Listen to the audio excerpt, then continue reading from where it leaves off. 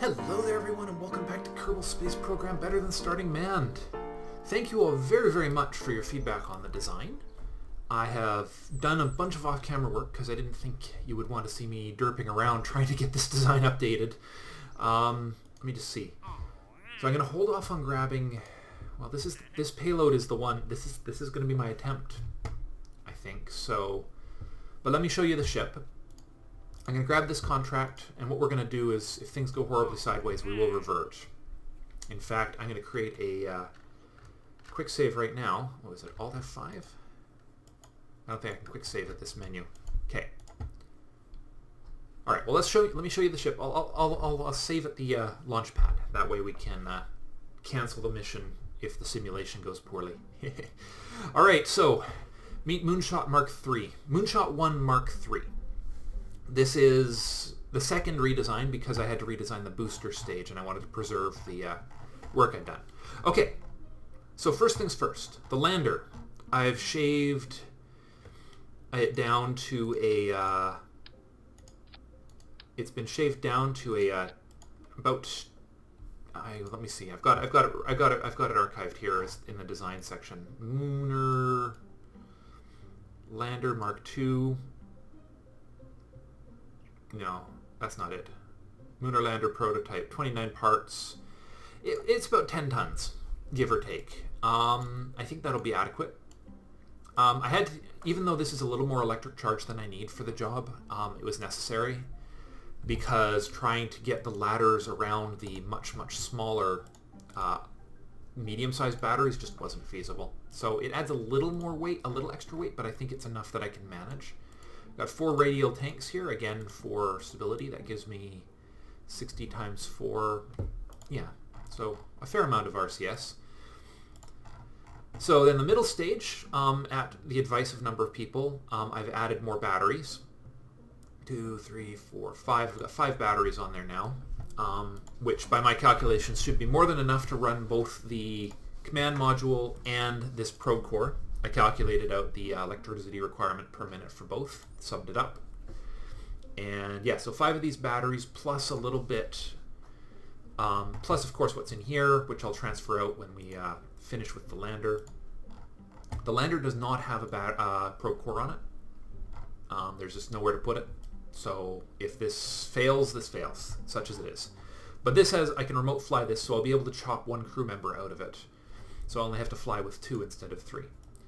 So, let's see, so the whole payload itself weighs, the payload to the moon, has been chopped down to it's 44 point, just shy of 45 tons. So it's not bad. I'm a little concerned about the interplanetary stage being a little under-juiced, but I don't know if there's much I can do about that, unfortunately. So, but that's okay. I will... So there's, yeah, 1 medium-sized tank and 1 large tank. Now, in theory, with the design I've done for my launcher, I should be able to squeeze more fuel onto this stage here. So, I'll in fact, yeah, you know what? I will. I'll do that right now. Because I've actually really beefed up the launch stage. So we're going to do, instead of 2 of those tanks, we'll do 1 of these tanks. Which is equivalent, but it's more stable, of course. We'll move these up here. 6 RCS. We'll pull the engine off, put that back on, and then we're going to recheck all of the staging, because every time I make changes. Okay, so, lowest stage. The keel hull engines have a lot more...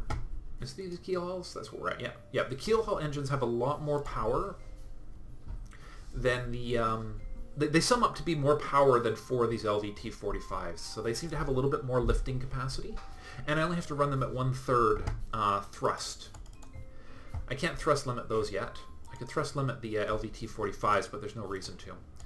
So that's the lower stage. Other than that, we've got the helper engines and the main engines, the boosters, which are still absolutely necessary. So that's the first stage. The middle stage has now got a keel hull in the center as well, which if I could thrust limit it, I would. And six, just like before, 6 LVT-45s, but with basically twice as much fuel in this stage as I had before. And it looks like all of my staging is appropriately set up. Nothing's going to go horribly, horribly wrong. So, action groups. I have put one action group together on custom 0. And that is basically, let me just make sure everything's off by default. That's power up everything for the lander. Actually, and we're even going to add the, we will even add the engine to that, because that way the engine won't get accidentally turned on.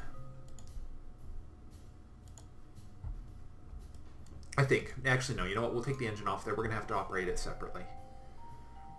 Toggle. Activate engine. Okay. No, we won't do that. That's too much risk to that. Thrust limiter. No, we're not going to do that. So there we are. Yeah, so there's the... I threw a reaction wheel in there just to help conserve a bit of RCS. Big tank's still there. Medium tank down here still. Though I might even be better off. I'm not going to try and retrieve this middle stage, even though it's a lot of money. Every pound is going to count on this flight, I think, and I have to be careful. So if this doesn't fly, I'll have to cut a third out of this, because I'm sure it will launch with the other amount. So the payload is, this is just for reference sake, 50 tons, right on the nose, with 25 tons worth of wiggle room in design. We're going to send Jebediah and Bill Kerman. Bob, I'm sorry. We're going to... I wonder if we should actually give some... Actually, no, we'll send our scientist along. Bob, you're our scientist. You should definitely go on this trip. We've got a pilot, our experienced pilot, and Bob Kerman, our rookie scientist. Okay. Let's try and put this thing in orbit. And did I get the... Do I have the contract? Yeah, plant a flag on the moon. So... And all these other things we'll test later. Do later. None of these are things I can actually do right now. Okay, to the launch pad. We're going to try and put this thing into orbit today, and we'll see if we've got full fuel left. I will... Due to limited time to record today, I'm only going to put this thing in orbit today. And hopefully you will be able to provide me with some of your maths to tell me if I have completely underestimated the amount of fuel I need to get to the moon and back with the command stage. Keeping in mind that we're going to leave the lander in orbit around the moon. We're not bringing this chunk, we're not bringing home. Alt F5. Pre-launch to the moon. Pre-launch for Munshot 1. All right, this is it. So engines to 2/3, and here we go. Apparently a little before I got the RCS on. And we are on our way. See, the keel hulls are prone to overheating, so I can't run them at full throttle, which is okay actually, because they seem to have more than enough juice to do the job. I should knock them down just a bit. 2/3 seems to be adequate. It actually puts them about equivalent to the LVT-45s at the end of the day. Now, because of the differential fuel usage, when we get to stage 2, the keel hull will run out of fuel long before the LVT-45s do. So I've got to keep that in mind for my orbit planning. Stage 2. I added the extra set of fins up on the upper part because I just could not seem to get this thing turning adequately. I needed more fins to help it turn a little bit more efficiently in the atmosphere. So I added one extra set of fins. It seemed to make the difference, as you'll find out when we get to the transition to the gravity turn state. No, really, all the feedback I've gotten has gone a long ways to making this design what it is now. Alright, here we go with the transition state. Just give it a little extra juice just so we don't lose too much, and then we'll throttle down as we gain speed to the point where we aren't overheating. we're almost there. There we are. Alright, we're not overheating now, so we can just leave it as is. And 7,000 and rising. Through the clouds. I don't know if I'm going to regret adding that extra third of a fuel tank to the command module. I might. It's definitely taking a lot more fuel to get to this elevation than it did last time. I did do an off-camera test of the lift stages. I had to make sure that they would actually do the job. Okay, we're at our gravity turn. We still got some fuel left in the lower stage. Ideally, I want to have this gravity turn to 45 degrees before we have to get rid of the lower stage, so we don't have to use RCS to do it. Come on, keep turning. Keep turning. We just need to go a little further. Come on. Wow, it just doesn't want to turn any further. That's crazy.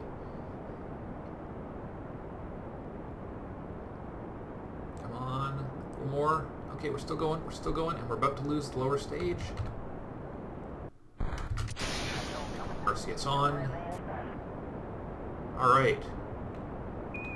And we can't run this thing again at full throttle because of the keel hull engine, but that's okay because that will leave us more fuel in the main engines to actually push us into orbit.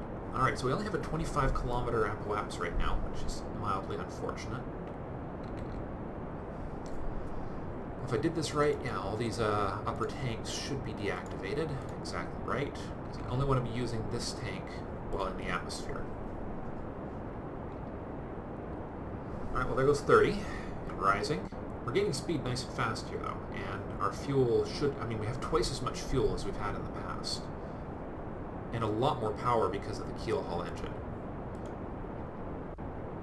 Because the keel hull is equivalent to three of these, if I recall, 3 or 4 of these engines, if I recall correctly. So we basically added 4 engines to this upper stage, and a huge amount of fuel. There goes 40. We're going to try and get this thing up to 75 kilometer apoapse, and then we will start our orbital burn at T-minus 1 minute, which we should reach. Goes 50. We're going to start turning a little further.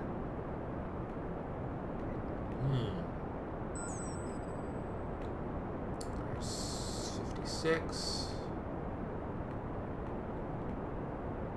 60. We're actually going to lose that engine, so let's give it a nice boost. Whoa, whoa, whoa, whoa. Okay, slow down. Just, alright, full throttle to the remaining engines. We are in an orbital apoapsis. And 75. Okay. Got 1 minute and 30 seconds to plan this burn. Let's just keep an eye on things.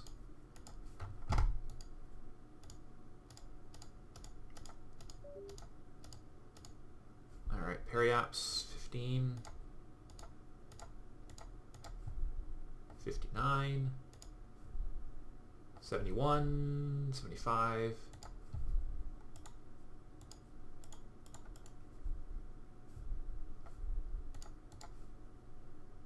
That'll do. Okay. 1 minute and 18 seconds for this burn with the engines that we have available to us now, because it knows that this one is out of circulation.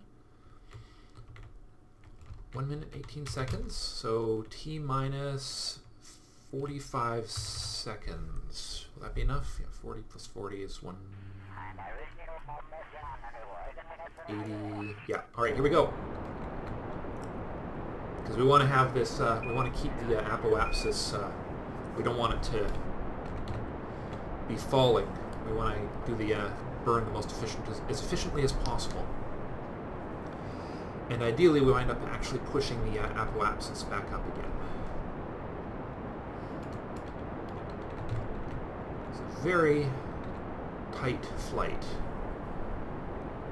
Okay guys, well this looks like it's going to be a successful design, I hope. We're getting a little low on fuel. I really don't want to be using any of the engine for the lunar burn to put this thing into orbit. That is really not on my list of things to do. We just ran out of monopropellant in the lower stage, which is unfortunate. But we've got the Okay, come on. Just about to the apoapsis. Just about out of the atmosphere.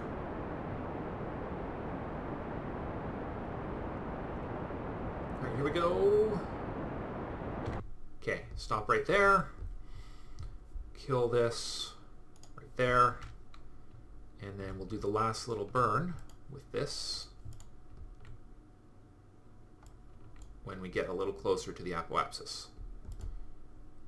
Actually, we turn the SAS off, RCS on, give it a tiny little push. Oh, and that thing ran out of fuel. Alright, so the only issue I can see is the fact that we won't be able to get rid of this thing because there's no fuel left in it. Or almost no fuel left. That's unfortunate. Okay, so it's really unfortunate. Alright, and there goes that. Alright, well, we'll have to figure out... Actually, that thing's orbit is low enough it will decay eventually, so let's get rid of it. Kill the engines. And just give it the last little... Oh, in a few minutes. We'll just leave that. That thing will take care of itself eventually. Apoapsis in 2, 1. Let's turn the RCS off, actually, and use the reaction wheel to try and turn this thing. Come on. Come on, reaction wheel. How are we doing for battery power? Just fine. Alright, SAS off. SAS is actually fighting me. Okay. Well, just a little more, one more boost and we'll plan the orbital transition.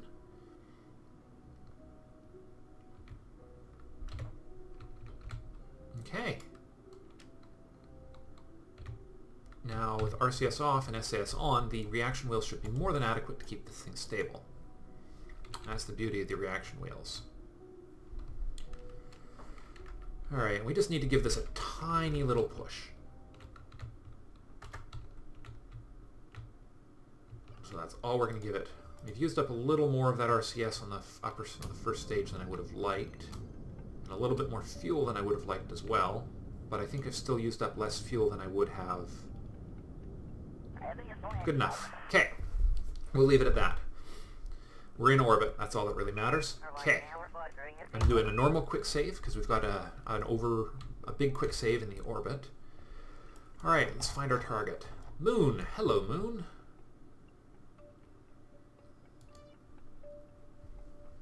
Set as target. Mildly unfortunate that we lost that other...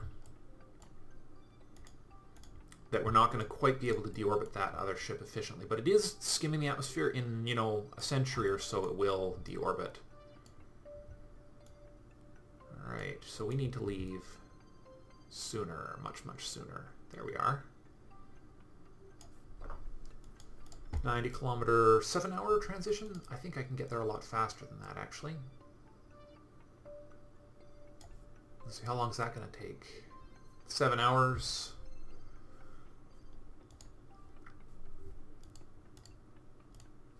Let's see. Come in there. We're going to miss it. So we'd use a lot more power.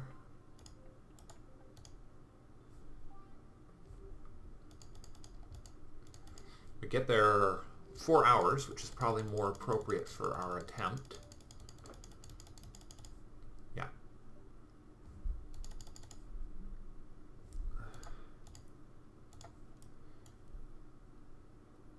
Because we need to get there fast is the problem. But we're using a lot of fuel to do this that fast. Let's see. Hold on. Hold on. Let's zero this out again. Because we really should be playing around with... So this should be about 800. 900? Yeah, 900 is about right. Okay. So that gets us there in 4 hours. Now then.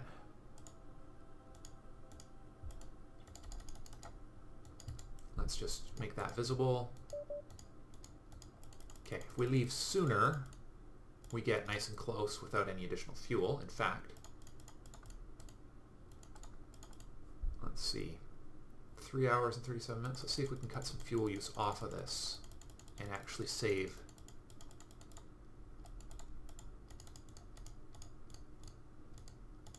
That's an impact. How much longer is that going to do? That's a 6-hour flight. So no, we need the faster flight, unfortunately, because we have limited fuel. So there we are, 21-kilometer arrival periapse. The only downside being we are really, really not orbital or not polar.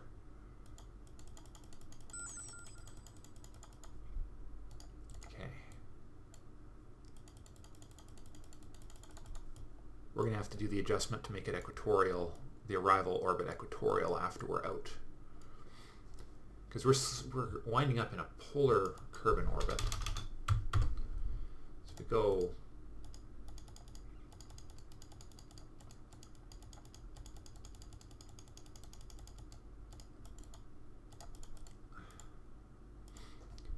all right, and then we use less fuel to get there.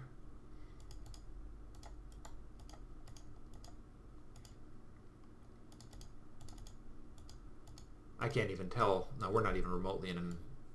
Yeah, it's definitely the wrong one. So let's go negative. Okay. 6 hours. No, that's the wrong way. Yeah, this is using a lot more fuel.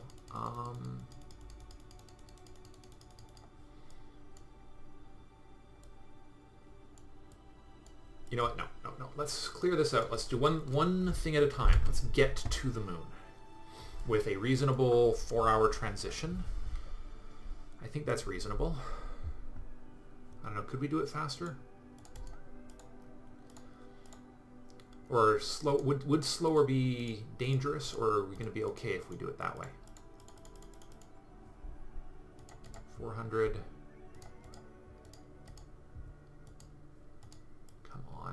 You just let me. Alright, fine.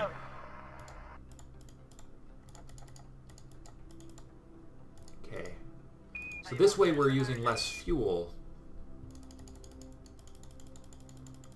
And actually, most of what we need to change now is departure time.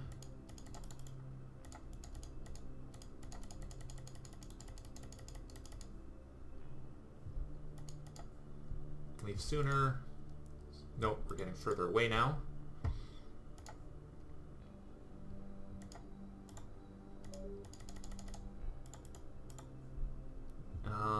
That's more like it.